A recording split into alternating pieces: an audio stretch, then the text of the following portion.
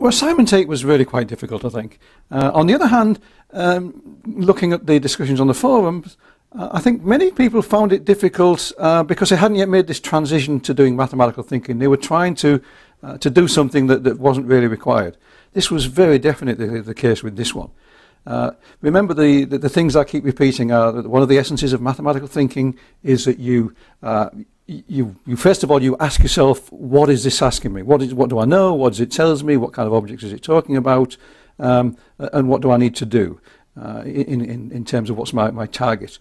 So you have to stop, you pause, you reflect, you think about it. What you don't do, at least at the beginning, is say, does this remind me of a problem I've solved before that I can just instantly apply that previous technique? Because that can lead you in a completely the wrong direction.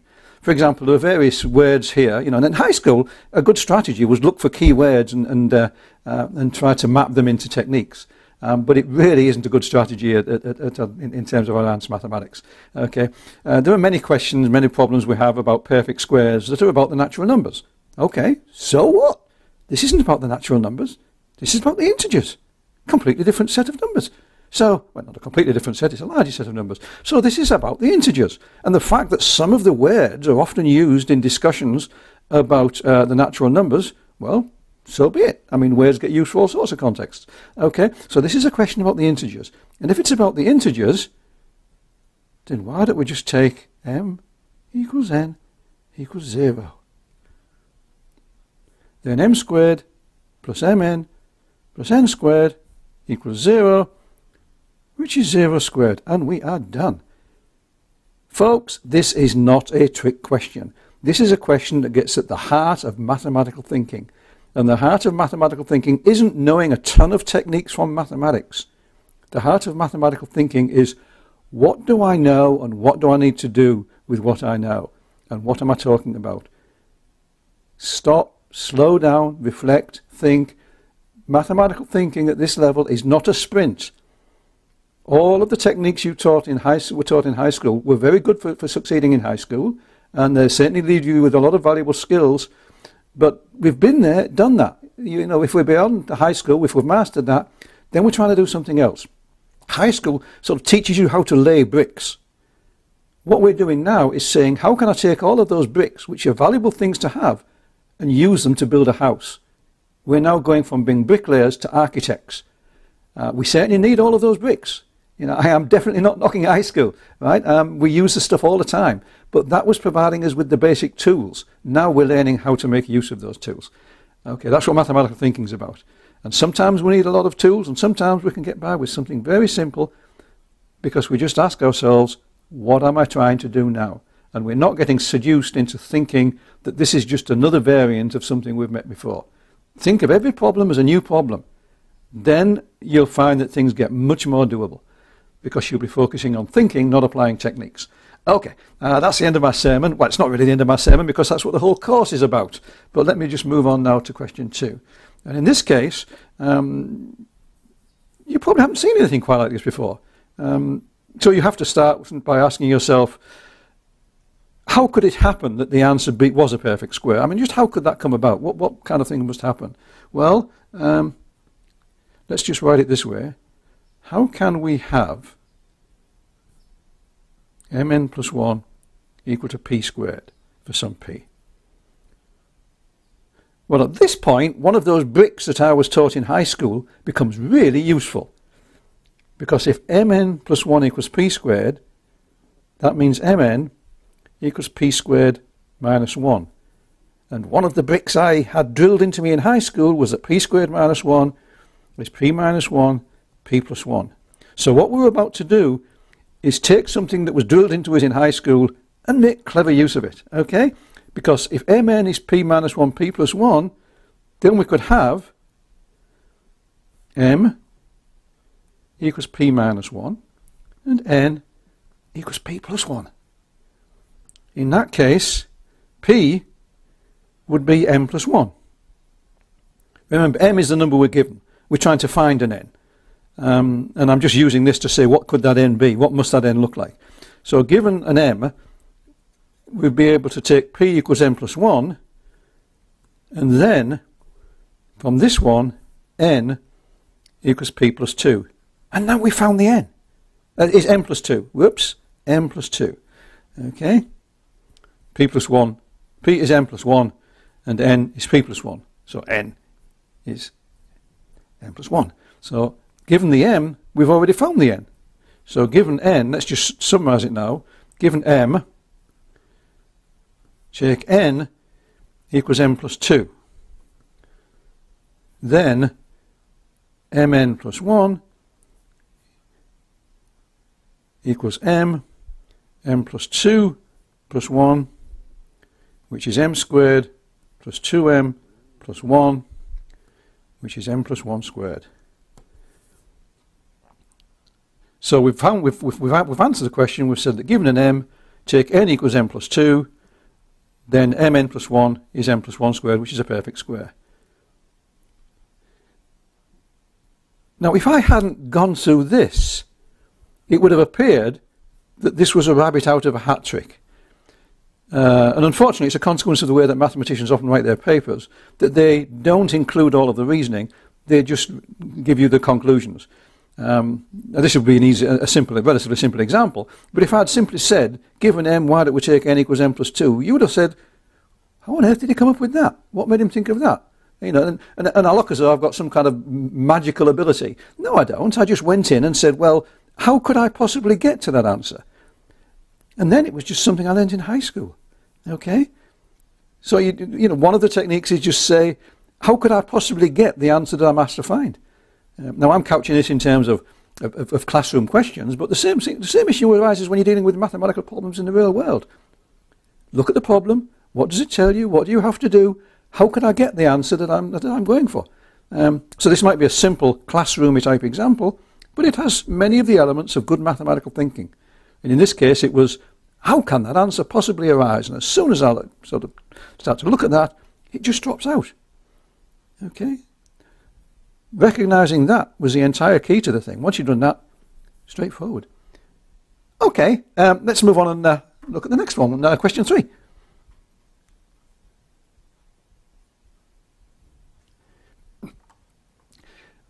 Well, question 2 is another one of these things that when you first meet it, you think, wow, this is asking me for something really deep. How could I possibly come up with a quadratic, all of whose values are composite? How could I guarantee that all of the values are composite? You know, sounds as though it's going to be really deep, but no, if you sort of just take a breath, sit back and say, you know, how could it happen that numbers are composite? Well, if they're composite, they have to be the product of two other numbers. Okay, wait a minute. Why don't we just take, if that's going to always be the product of two whole numbers, let's make it the product of two whole numbers.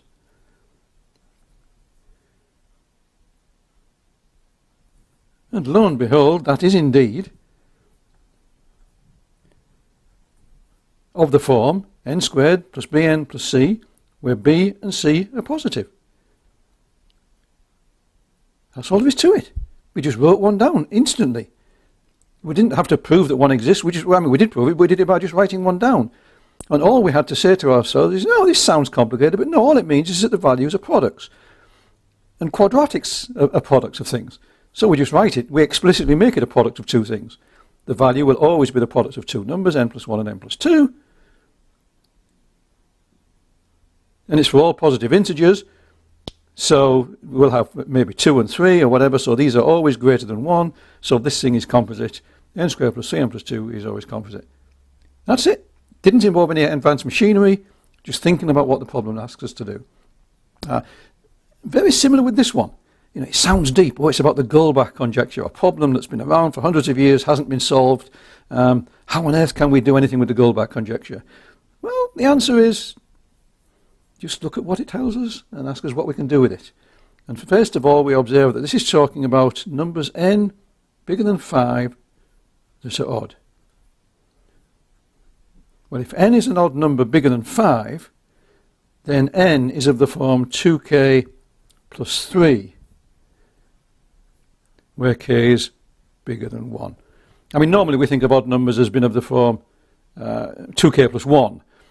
But because I'm looking for prime numbers here, I'm going to write it as 2k plus 3. And I can do that because n is bigger than 5. So for numbers bigger than 5, any odd number bigger than 5 is of the form 2k plus 3 where k is bigger than 1. Well, in that case, since 2k is bigger than 2, because k is bigger than 1, 2k is an even number bigger than 2. So by Goldbach's conjecture, 2k equals p plus q, where p and q are primes.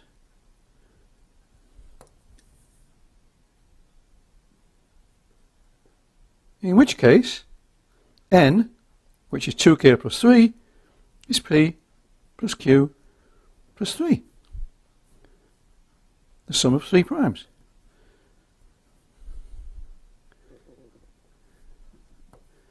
We're done. Actually, it wasn't difficult at all. Once we sort of thought about what it says, all of the complexity is in this unsolved problem, Goldbach's conjecture. If we assume Goldbach's conjecture, which we're allowed to because it says if that's true,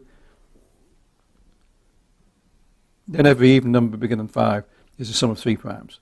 One of which, in the case of our proof, is 3. That was it. Okay. Actually, it wasn't difficult at all. It just looked as though it might be when we first met it. So another lesson we can learn is don't get put off because something looks complicated. Until you think about it, you don't really know whether it's complicated or not.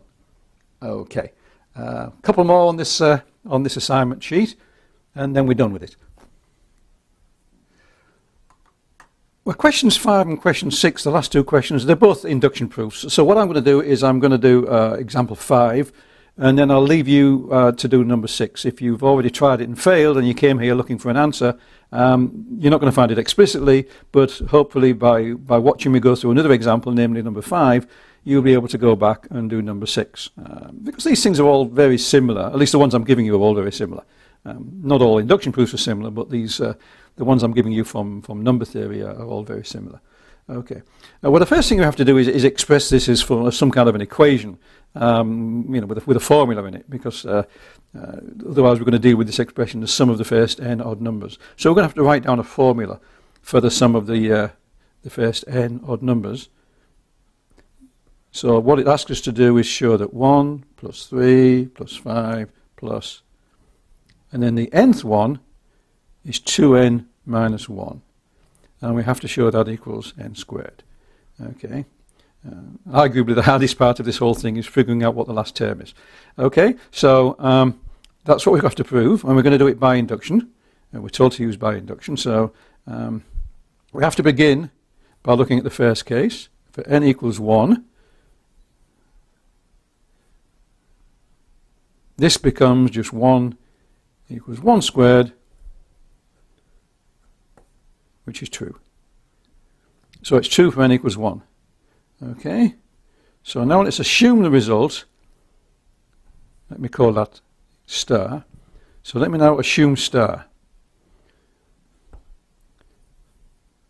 And now I need to prove the corresponding result with an n plus 1 in place of n. So why don't I just add the next term to both sides? The next term would be 2n plus 1 to both sides of star, in which case I get 1 plus 3 plus 5 plus 2n minus 1 plus 2n plus 1. This is the first n plus 1. Okay, that's the first n plus 1 odd numbers. This is the next case in the induction. And now when I add 2n plus 1 to the right hand side, it becomes that. Wait a minute, I can now use another of those bricks that I learnt in high school. Thank you to my high school math teachers, because now I can just get this one straight out. This was drilled into me. Boy, it's good to have these things at my fingertips. That's n plus 1 squared. We're done. It's the same formula with n plus 1 in place of n. Wasn't difficult at all. In fact, all of the machinery I needed to solve this one, I learnt in high school. The one thing I didn't learn in high school, at least not very well, was how to strategize about a novel problem. And that's what this course is about.